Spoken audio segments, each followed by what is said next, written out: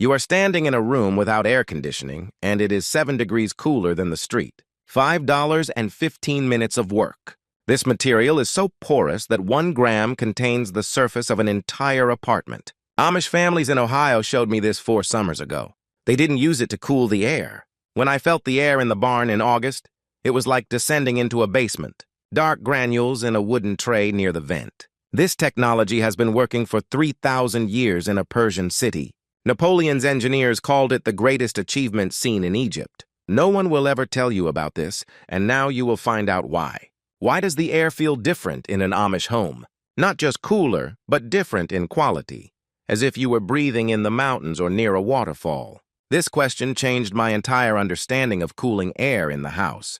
The air feels clean, calm, and noticeably cooler than you would expect from a home without electricity.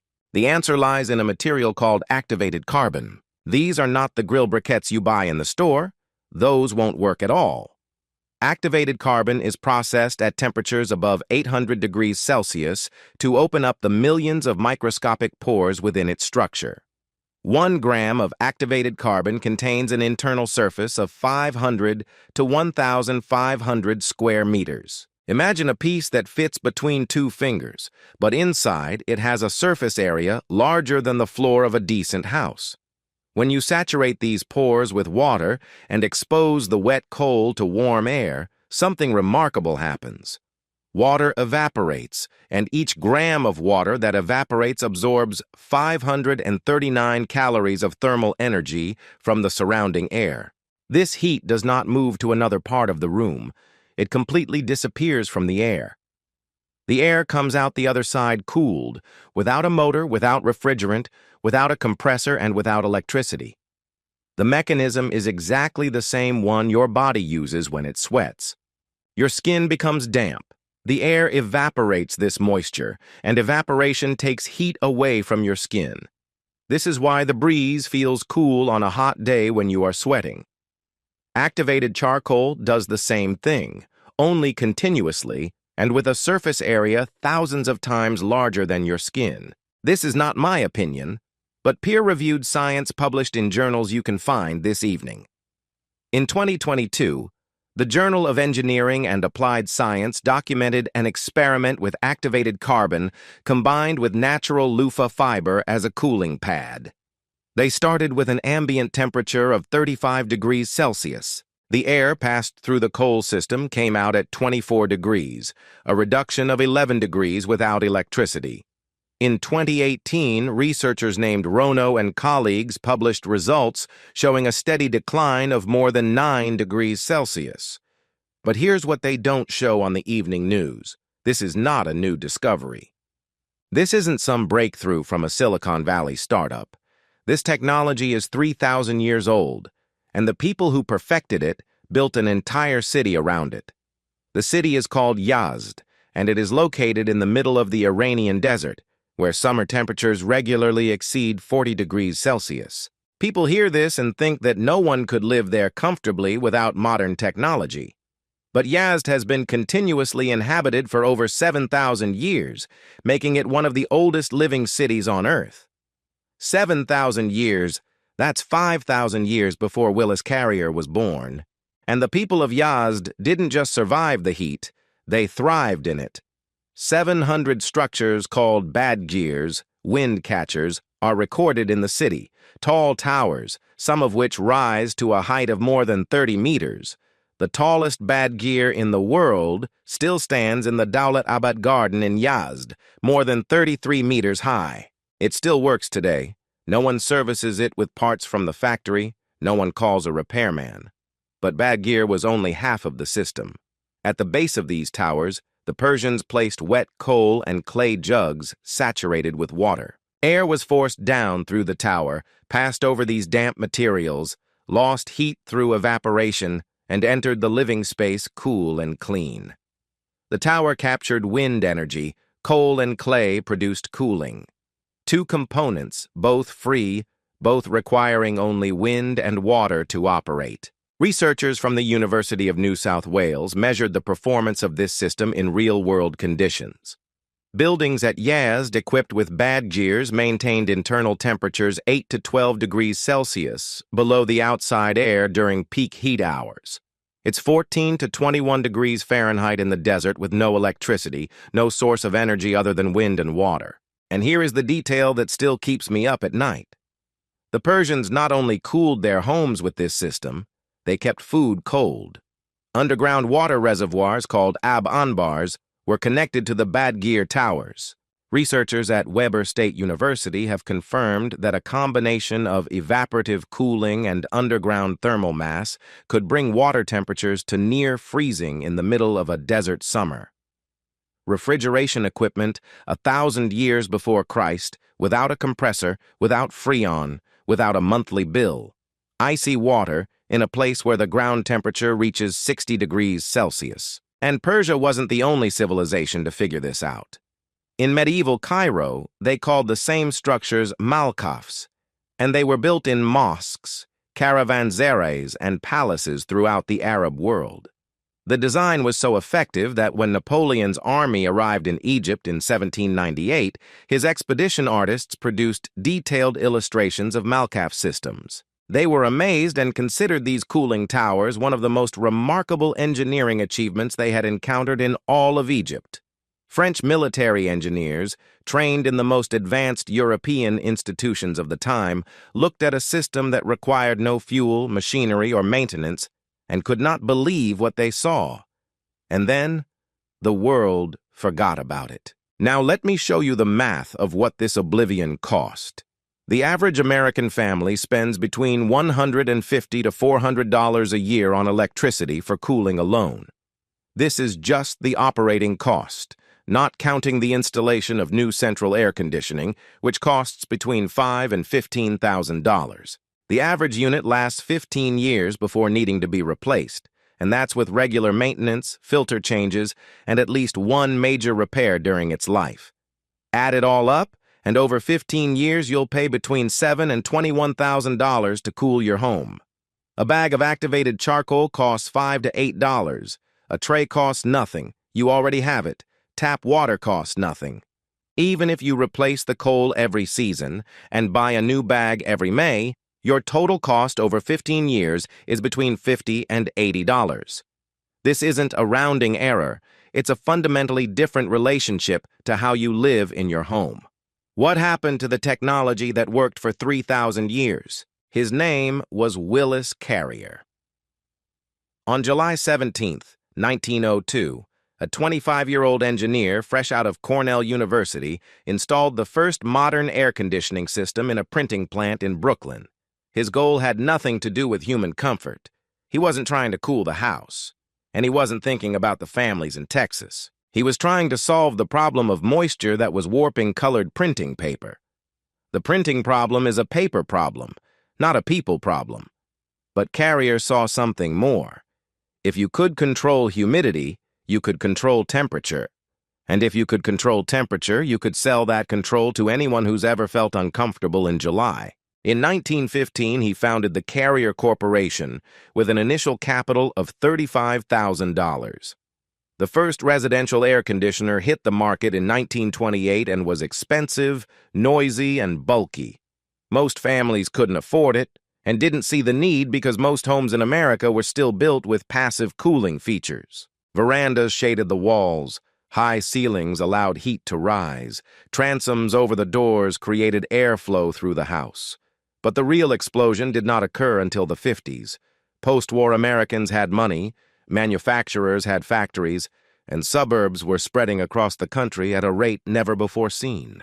Developers needed to build quickly and cheaply. Passive cooling features, porches, thick walls, proper orientation, ventilated attics required time, skill, and space on site.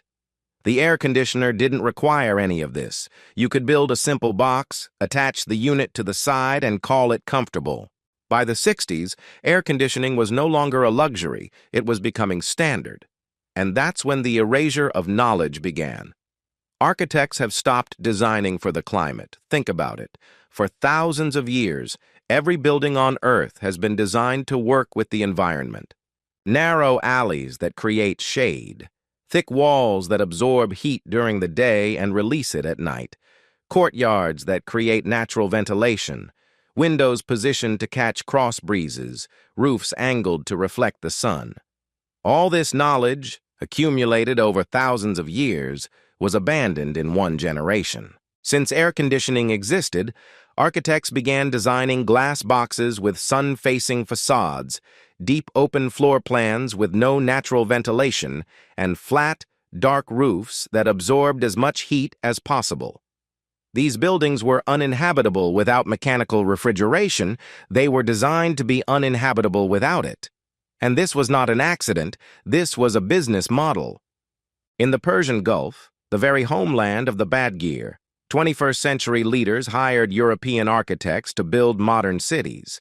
These architects imported designs that worked well in the cool climates of Belgium and France. In Kuwait and Abu Dhabi, the same projects were ovens requiring massive industrial air conditioning just to be livable. And the ancient towers of the Badgir, which cooled these cities for 3,000 years, were literally demolished along with the old buildings to make way for new glass ones. The numbers tell the rest of the story. The global HVAC industry generates $130 billion every year. Let me repeat that because numbers this size stop meaning anything. $130 billion every year. Residential air conditioning alone accounts for 12% of all electricity consumed in homes around the world. This means that for every dollar you pay in your electric bill, approximately 12 cents goes toward cooling the air in a home that was designed to trap heat in the first place. You are paying to fix a problem that was intentionally built into your home. And it gets worse. The HFC refrigerants used in modern air conditioners have a global warming potential 1,000 times greater than carbon dioxide. In 2022, electricity used for cooling produced 1 billion metric tons of carbon dioxide, which is equivalent to 238 million gasoline cars driven for a full year. The machines we use to cool our homes warm the planet, which makes our homes hotter, which forces us to use the machines more. This is not an accident. It is a business cycle that feeds on itself. In the same year when these figures were published, the Badgirs of Yazd were still functioning, the same ones that had stood for 700 years. No one paid the utility bill for them, no one replaced the compressor, no one called a technician. 4 companies control 90% of the residential HVAC market in the United States: Carrier, Trane, Lennox, York. They didn't ban passive cooling. They did something more efficient. They made it unnecessary and then let it be forgotten. Now let me show you what you need. 1 bag of activated carbon, the kind sold for aquarium filters.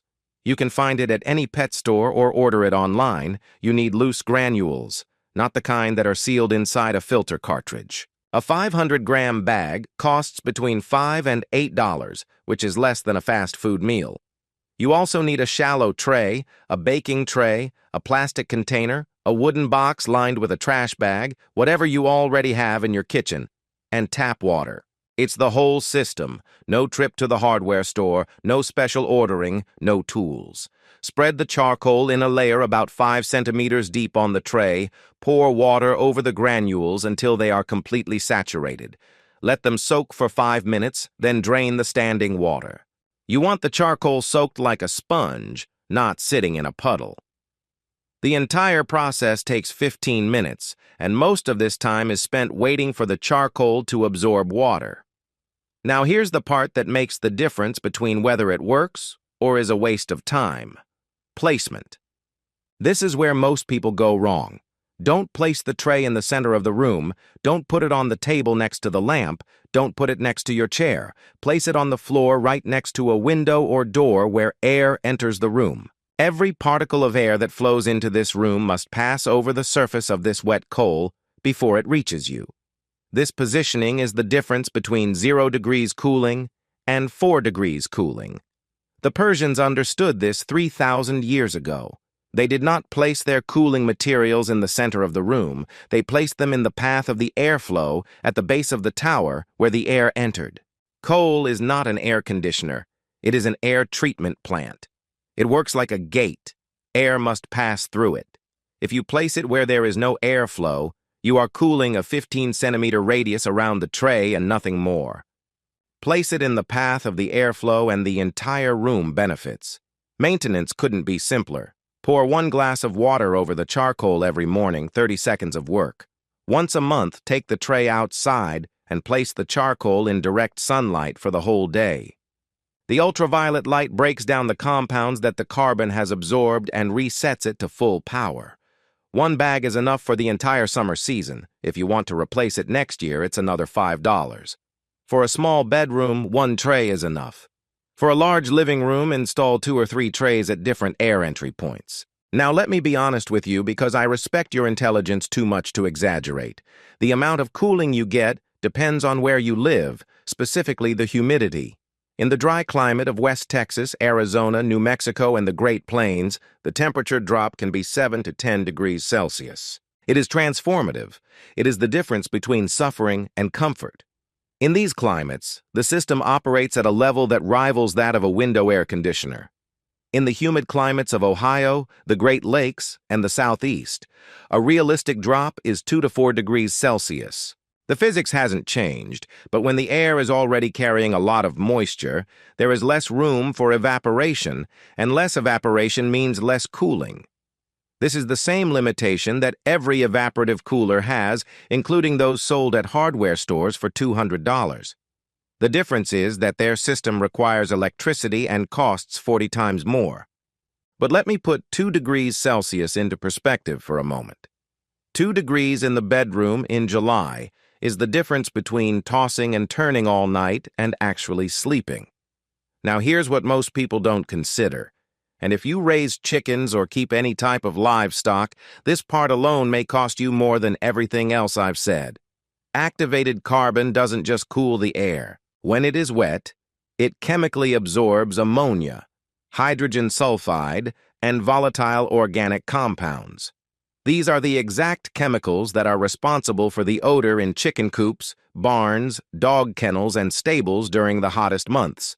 It doesn't mask the smell as the physics hasn't changed, but when the air is already carrying a lot of moisture, there is less room for evaporation, and less evaporation means less cooling.